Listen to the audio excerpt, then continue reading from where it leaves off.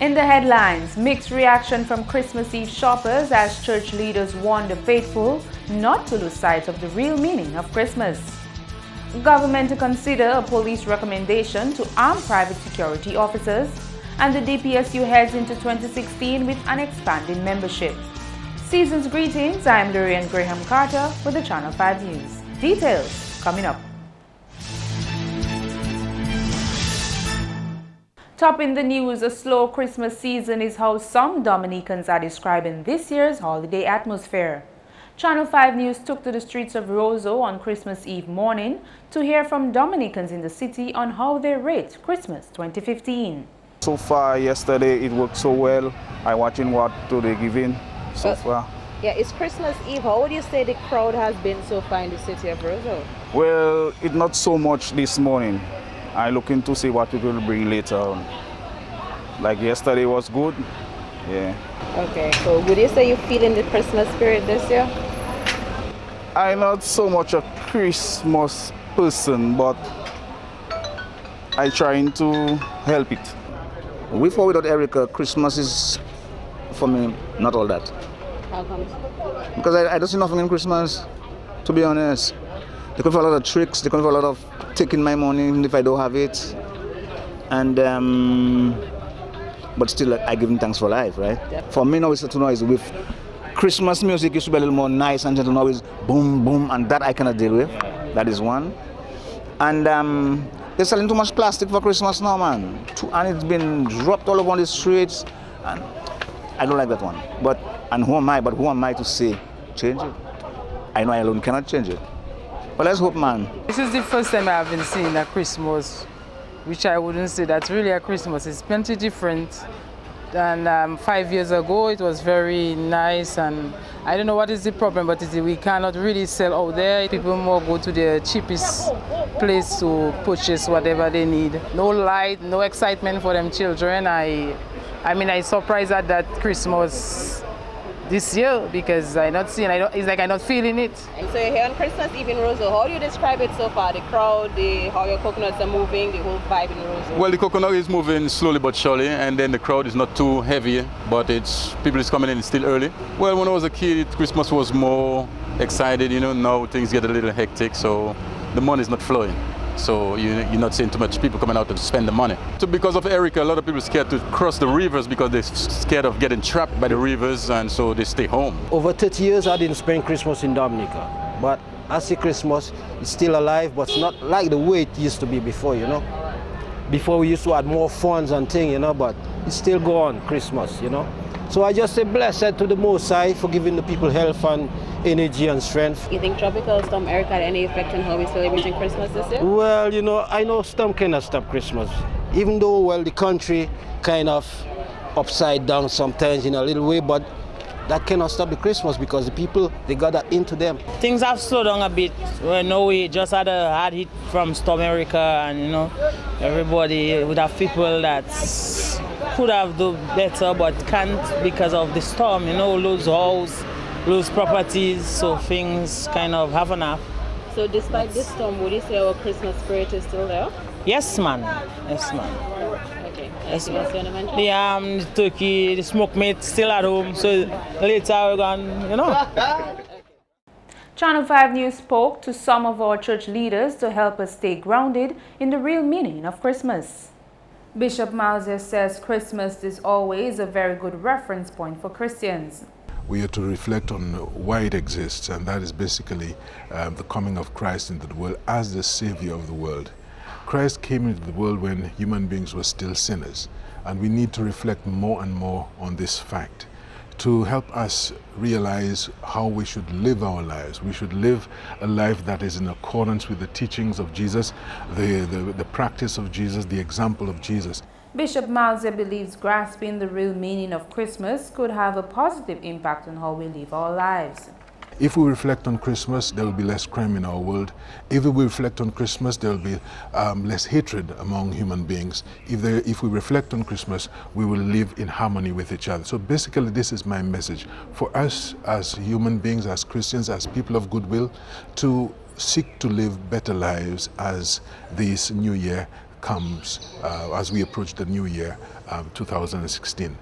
The bishop believes reflecting on the real meaning of Christmas could also play a role in crime reduction. He says Christmas is essentially a reflection of the mercy of God towards humanity. Meantime, Pastor Randy Rodney says we need to go beyond just celebrating the birth of Jesus to living our lives to please Him. Whatever action we take this season, take it remembering that it's not our birthday, it is His birthday. So that we reduce our violence, we reduce our drinking and carousing, and we increase our love, we increase our sharing, we increase our concern and care for our neighbors and for the people in our community. Pastor Rodney says we need to speak about each other in love, in grace, remembering that life is fleeting and we are each other's keeper.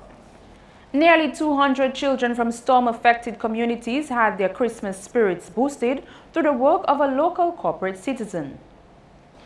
J.R. Stefan and Company Limited held Christmas parties for children of the Kulibistri, Koliho, Dubla, Petit Savan, and Dubic primary schools. On an annual basis, J.R. Stefan gives $200,000 in donations and services aimed at improving the lives of citizens and boosting the economy. Following the passage of Tropical Storm Erica, the company contributed $250,000 towards the country's building efforts. The Christmas parties for the 196 children form part of the company's ongoing contribution towards nation rebuilding. You are watching Channel 5 News. Coming up, a warning from the police to be extra vigilant about your property this festive season.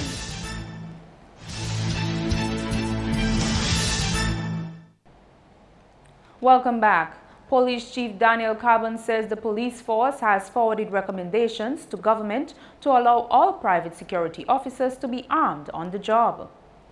Currently, the law restricts the use of firearms by security officers. One must have a license to carry a firearm. Police Chief Daniel Carbon says the police force has made recommendations to government on the use of firearms by private security. That is a proposal, I must say, that has been forwarded to government. I know recommendations will be to have regulation in place to arm private security. There is no regulation in place to arm private security. So we have to be very careful with that. We can't have private security armed unless there is regulation in place for it. A former police officer who owns a security firm says security officers must know the rules of engagement in the use of a firearm. While it is true your purview, your aim is to protect the property, any person intending to rob a property looks for the security guard first. And if he knows that the security is armed, he will come prepared to take down the armed security. Number one. Number two, the security guard who would be equipped with the firearm need to be so trained that he knows when to engage. Celestine is proposing that particular officers be trained to carry firearms. I had been a police officer for about 21 years, and in my stint as a policeman, I served in the Special Service Unit for about 5 years, and also in the drug squad for another 5 years. So I know what it is to use a firearm and to be trained to use a firearm. Presently, I am not in the police system and I do not own a firearm. And personally, I would prefer not owning a firearm, because when you are engaged, your decision to use that firearm has to be very, very well considered. Manager of Platinum Security, Kimo Astafan, believes security officers have to be properly equipped, and he says his security officers are trained to use firearms. We have certain divisions of Platinum Security that carry firearms, as you know, but they're not the usual guys. They are well trained. They are guys who've been in the industry for years. They've passed military, passed police officers, etc. But to arm every single officer, it's a great responsibility that the company and the government will be taking upon themselves. They have to ensure the officers are properly trained. They are of good character, good mind. Their personality is one that would not allow them to discharge the weapon if they are easily threatened. Another private security firm owner agrees extreme caution has to be exercised over recommendations to arm security personnel. I believe there is special conditions that a security officer should be armed for. They should have an extensive background check on the person, even the friends they deal with, before you even think of arming a security personnel. Security is a wider thing than what we believe it is. There are people who just come from the street and then you see them in a uniform. I don't believe in that. I believe you should at least have 3 subjects minimum to become a security officer. The Public Service Union is celebrating an increased membership as one of its achievements for 2015. General Secretary of the PSU says the union continues to experience growth. I am satisfied that we have done fairly well in terms of membership growth. I think we were able to bring 1 or 2 new set of people into the union's membership. For example, we are now representing the management at 8 Bank, managerial employees at the 8 Bank, and also Discover Dominica. They are now members of the union. So these were positive things, and as soon as those from the 8 Bank came on board, we were able to resolve their salary increase in a matter of days. The PSU boasts of programs geared at financially helping members. The non-industrial related services that we provide to the members, they have benefited from that. For example, our medical loans, a lot of members have benefited from our medical loans. A lot of members have benefited from the student loans that we offer to them at very, very low interest. So they are taking advantage of that, and also our fast cash, lack of another word, I'll call it that. They have been benefiting from that to a very, very large extent. They continue to utilize their membership card where they can access discount at various business places in Roseau. On the other hand, Later complained about how low participation by members in union organized activities. He said he is concerned with a lack of compassion towards members by some employers. We noticed the lack of empathy towards employees by some employers when those very same employees' lives are negatively impacted upon as a result of poor working conditions and loss of jobs. And in the case of the Public Works Corporation, that is a great example where there is no empathy.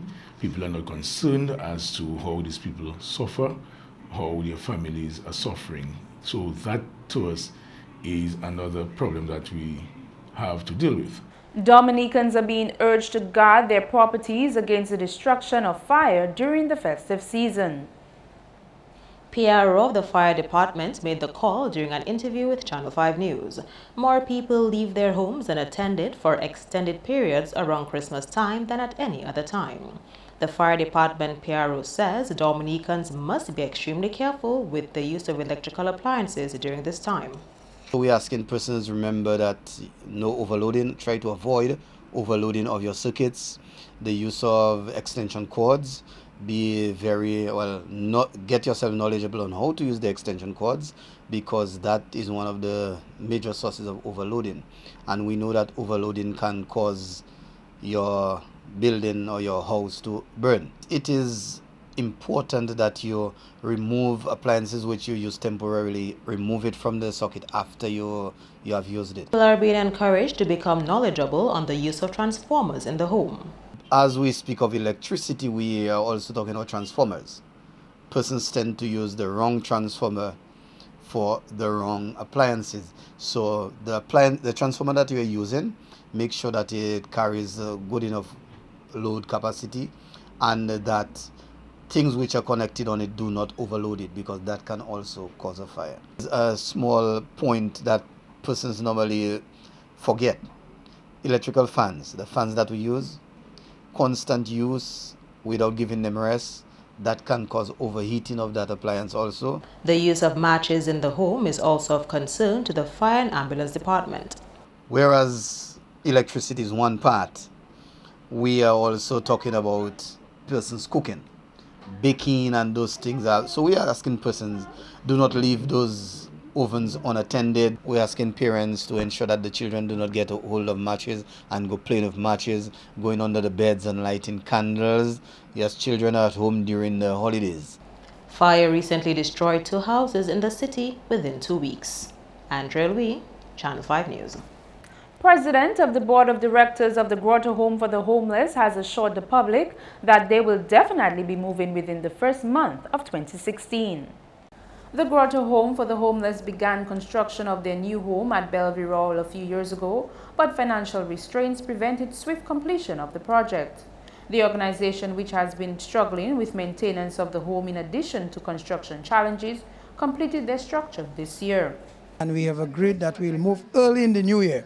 And we have a date in mind, very early, before the end of the first quarter for sure, we'll be moving. And as I speak to you now, at Bellevue Royal, the fencing is being done. I went there yesterday, in fact, I'm going there shortly, and I'm satisfied with the level of work that is going on. That work should wind up maybe about Wednesday next week. He says they are working feverishly because of the rundown conditions at their current location. Donations and government assistance have been their source of survival. We need here at the Grotto to run the institution, we need $125,000 on an annual basis. We got $22,000 subvention from government in October, and then we got an additional $60,000, which makes it about $80,000, if my arithmetic is right. And then look, we receive another $5,000. So we have received in excess of $80,000 this year. And we're really looking forward, as I indicated, our annual cost here to run the institution is $125,000 on an annual basis, as we have to meet our bills, our social security, our wages and so on. But we have to say thanks to the Dominica public.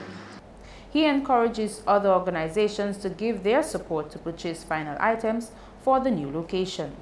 That's news. Kenny Williams is next with the sports highlights.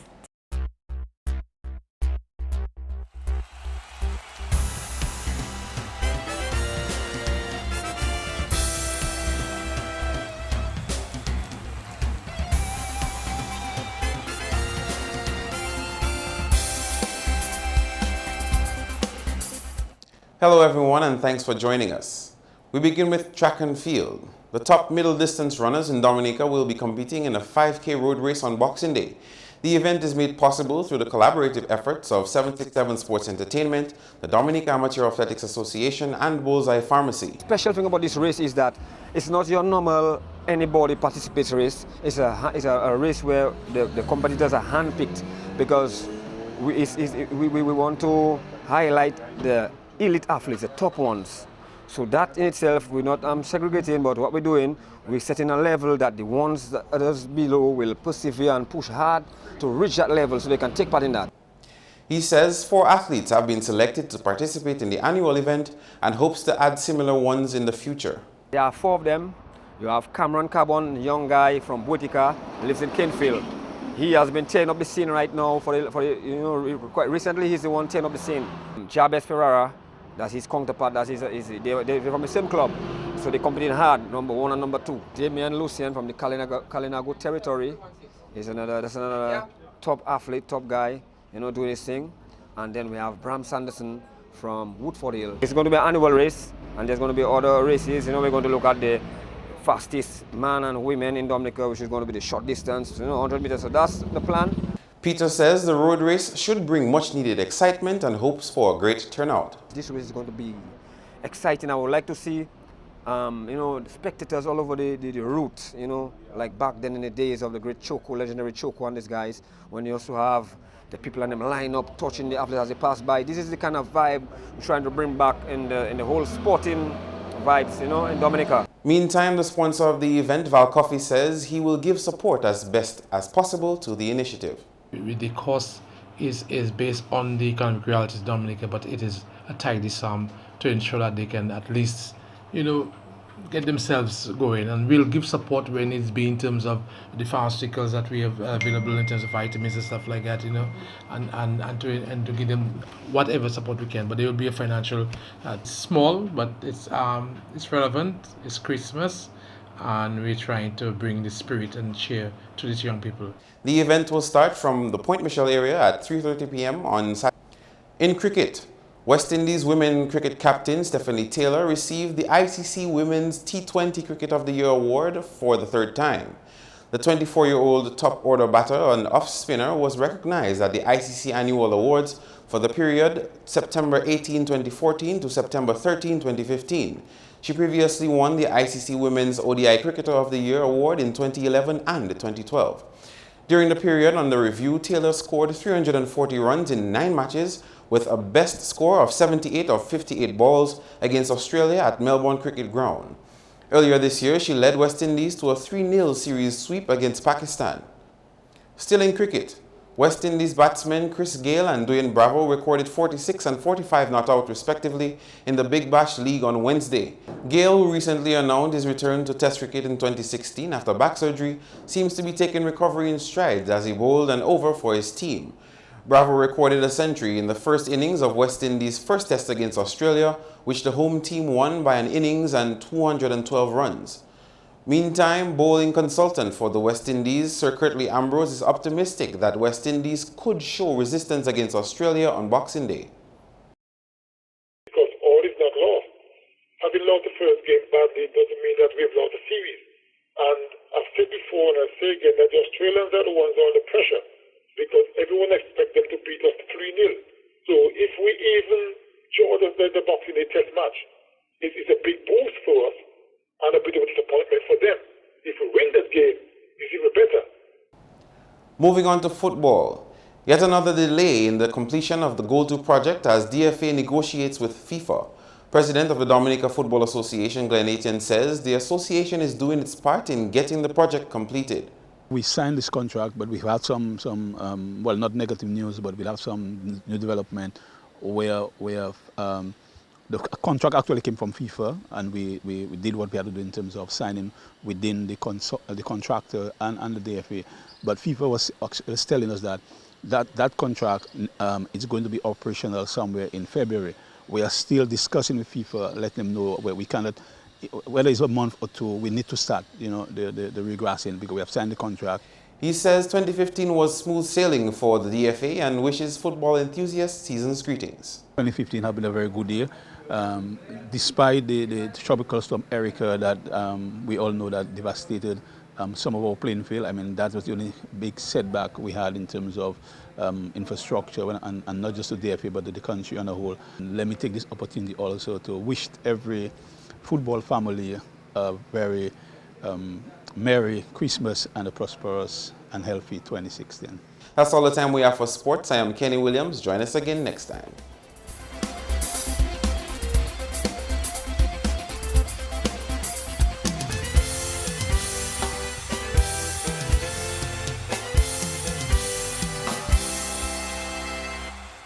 Should we expect sunny skies on Christmas Day? Our friends at the Met Office will tell us. Hello, good evening. Season's greetings. I will be your presenter for this evening, Faber Rock Korea. Again, the high pressure system remained the dominant feature across the region, resulting in partly cloudy to cloudy skies across the region today.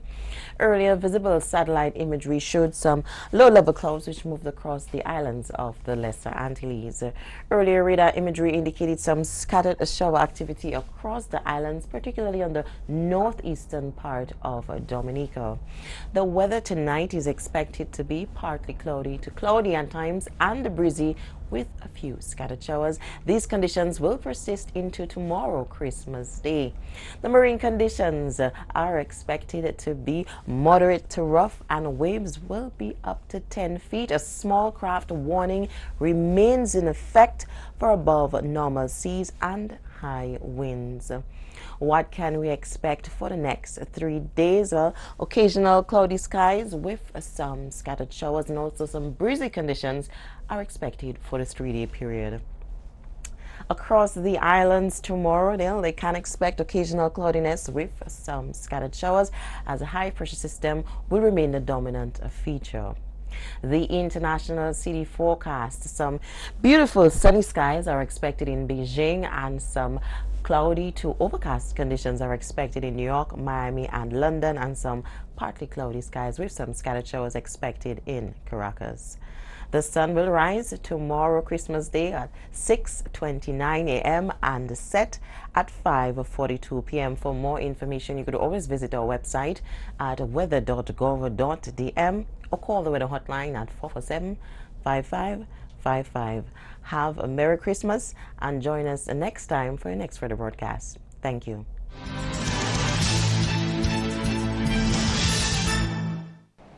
To end the news, the headlines again. Mixed reaction from Christmas Eve shoppers as church leaders warn the faithful not to lose sight of the real meaning of Christmas. Government to consider a police recommendation to arm private security officers. And the DPSU heads into 2016 with an expanding membership. Email us at news@marpin2k4.com. You can also access all past newscasts on our YouTube page. I am Lurian Graham Carter. On behalf of the production team, Merry Christmas.